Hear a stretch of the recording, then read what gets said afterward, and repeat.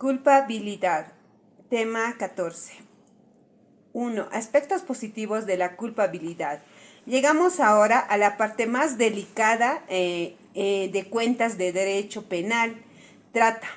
Para que una determinada conducta humana pueda ser calificada como delictuosa, no basta que se adecue a un tipo penal o demás lesione o ponga un peligro sin justificación jurídicamente relevante. El interés que el legislador quiso tutelar es indispensable que más de estos requisitos, tipicidad y juridicidad, existen en voluntad dirigida a realizar dicha conducta.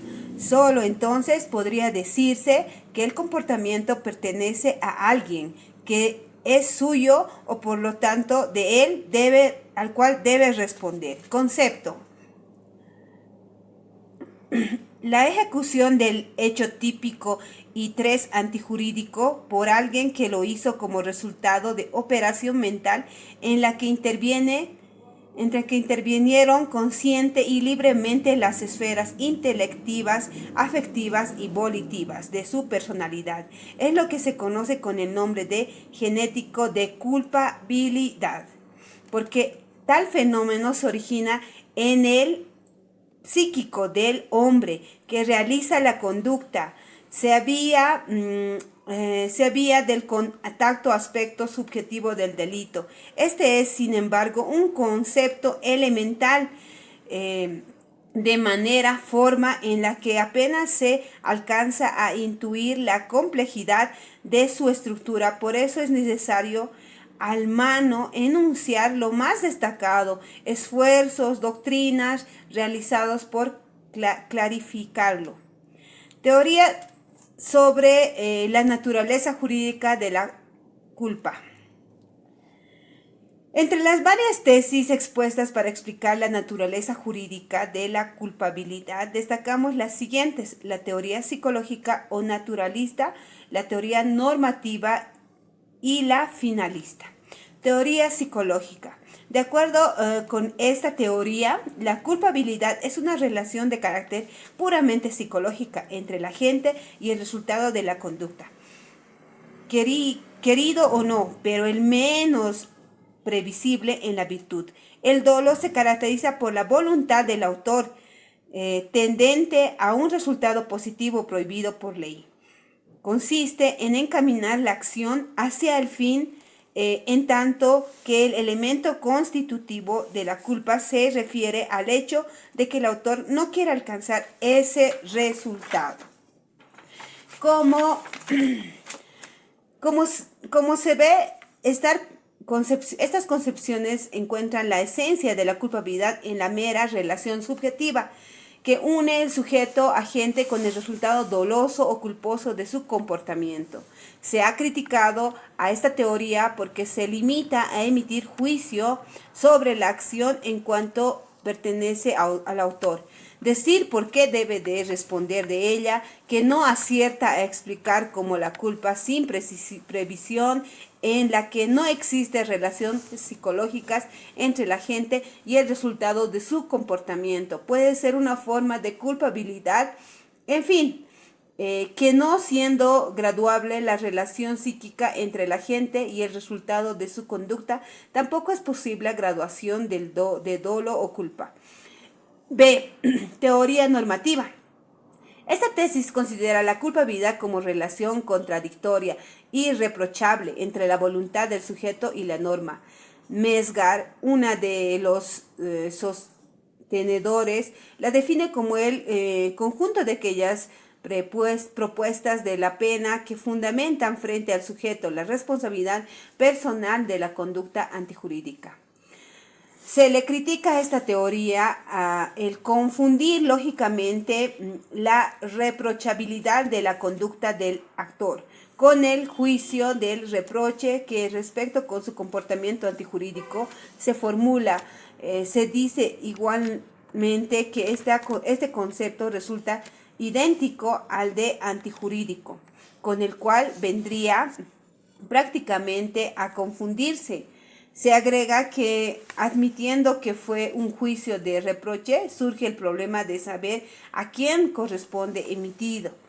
Al propio autor del hecho, entonces la existencia o inexistencia de la culpabilidad estaría condicionada al criterio del mismo delincuente, lo que resulta absurdo, o al juez, en cuyo caso vendrás a identificar con el juicio de antijurísdica. C. Teoría finalista. Como un paso ulterior de la teoría normativa surgió la finalista, auspiciada por Wenzel, para quien la culpabilidad es un juicio de valor sobre una especie táfica, psíquica, presente o ausente. Es el juicio de valor sobre una especie física, psíquica, presente o ausente. Es la aprobación del proceso voto. Todo es cuando se trata de acción dolosas, de la reprobación de la decisión de realizar el hecho, cuando por el contrario el evento sea producido sin dolo. El reproche por no haber evitado el evento mediante una actividad finalista regulada, con lo que por lo que hace la culpa, el reproche de asienta en la falta de cuidado objetivo requerido para evitar el resultado. Características fundamental de esa teoría es el desplazamiento por injusto, la conducta típica antijurídica en cuanto a tal.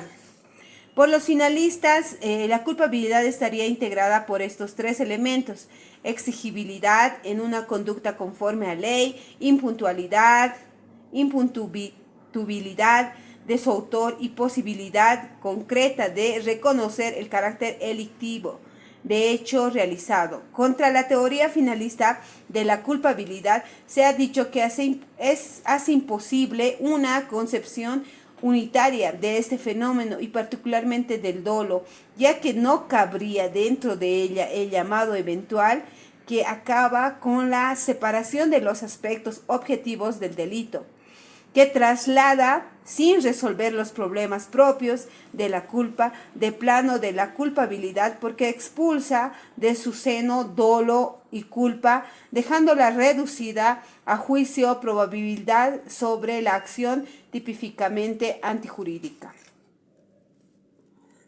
4. Formas de culpabilidad. La culpabilidad se manifiesta en dos formas extremas y la intermedia. La primera, constituida por el dolo y la culpa, y la segunda por la pretensional. A. Dolo. El dolo es paradigma, el elemento subjetivo y la especie principal de la culpabilidad. Representa un progreso encomiable en la evolución del derecho penal. El derecho romano de la primera época y el primitivo derecho germánico, los castigos se descargaban por el mero resultado sin tener en cuenta la intención del agente. Todo esto lo decimos a manera de indicar, aunque sea a forma rápida, la evolución del concepto del dolo. Según nuestro Código Penal, el artículo 14, referente al dolo, expresa: el delito es doloso cuando el resultado por el agente o cuando es consecuencia necesaria de su acción. Parte de esta definición legal estudiaremos tal fenómeno. 5. Naturaleza jurídica del dolo. Entre las varias teorías expuestas para explicar la estructura del dolo, mencionamos la de la representación de la voluntad y la finalista. Inciso A, teorías de la representación de conformidad. Con esta tesis, para la existencia del dolo es suficiente representarse mentalmente el resultado de la propia conducta.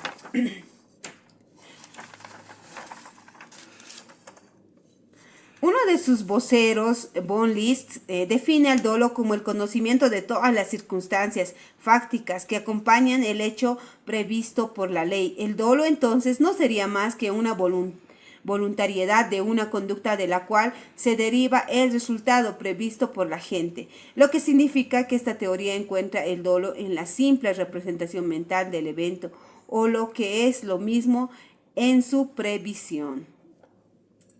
B. Teoría de la voluntad.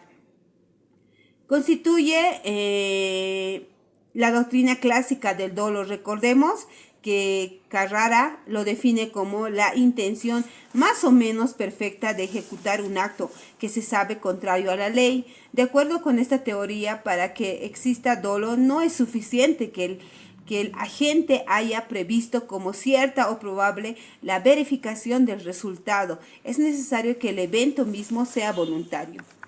C. Teoría finalista, ubicado el dolo en el injusto como aspecto subjetivo de la acción. Las finalistas no encuentran dificultad en aceptar que la trata de un hecho psicológico caracterizado por la intención de llevar a cabo el resultado de la conducta. Para Maucher, actúa dolosamente quien incluye en su voluntad y la representación total del hecho, tal como se representa en la parte objetiva del tipo, tratarse pues de querer el hecho típico como representación mental del resultado. 6. Aspectos o momentos del dolo. Son dos los aspectos o momentos del dolo, un cognitivo y intelectivo y otro volitivo o internacional. Aspectos cognitivos. Para que un determinado hecho pueda ser tenido como doloso, es indispensable que la gente haya tenido conocimiento debido de la forma, tal que cuando la acción u omisión se verifique, el resultado sea producido ya en su mente. Nada importante que ese conocimiento anticipado tenga lugar mucho antes de materializarse, un acto positivo o negativo, o proceda inmediatamente fugazmente a la conducta misma. Tener como conocimiento del hecho significa que el agente conozca la naturaleza de su comportamiento, de acuerdo con la descripción que hace el legislador en respectivo tipo penal, y que tengan conocimiento de su antijurídica. En cuanto a lo primero, debe conocerse cada uno de los elementos que conforman el tipo legal: sujetos, activos, pasivos, objetivo jurídico y material y conducta. Por este aspecto, pues para que pueda imputarse dolosamente alguna como hurto, una sustracción, el agente debe saber que su conducta es dirigida sobre cosa que no es suya, que ella es titular otra persona y que habría de tomar sin el consentimiento de quien se la posee. Si de un homicidio se trata, es necesario que el agente sepa que va a decir muerte a un ser humano. En cuanto a lo segundo, el sujeto activo ha de tener conocimiento del carácter lícito del hecho que realiza, vale decir, ha de saber que su conducta lesiona o pone en peligro bienes jurídicos que no le pertenecen. Aspectos volitivos. No basta la representación mental del resultado de un comportamiento típico y antijurídico para que pueda hablarse de dolo. Es necesaria, además de voluntad de ocasionarlo, es el llamado momento volitivo del dolo. Algún autor había de intención entendida como la voluntad dirigida hacia un determinado fin. Parece más conveniente, dadas las dificultades con quien se tropieza tanto en psicóloga como en filosofía, para la interpretación invoca de esta expresión el empleo de vocablo querer, término que por lo demás es el que utiliza nuestro Código Penal en el artículo 14. Este aspecto del dolo consiste pues en querer el resultado de propia conducta que es antijurídica. 7. Aspectos del dolo.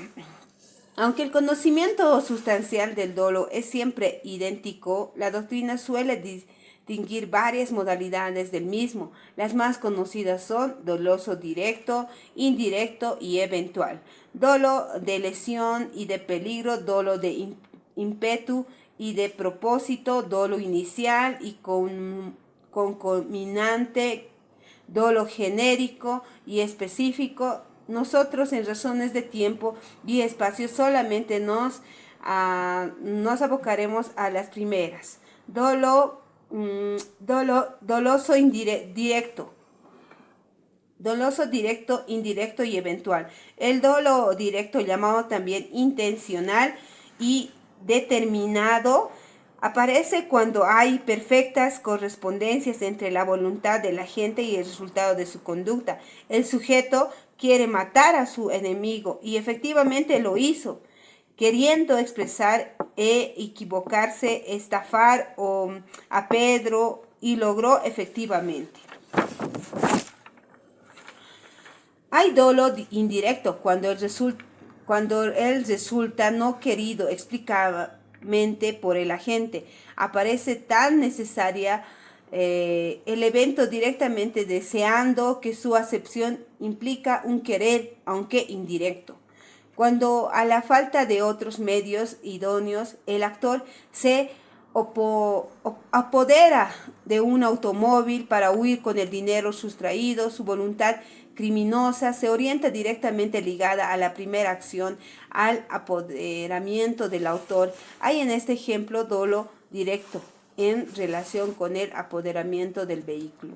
El dolo es eventual en el caso de que la previsión de un resultado antijurídico ligado solo eventualmente a otro equivocamente querido no detiene a la gente en la realización de su propósito inicial.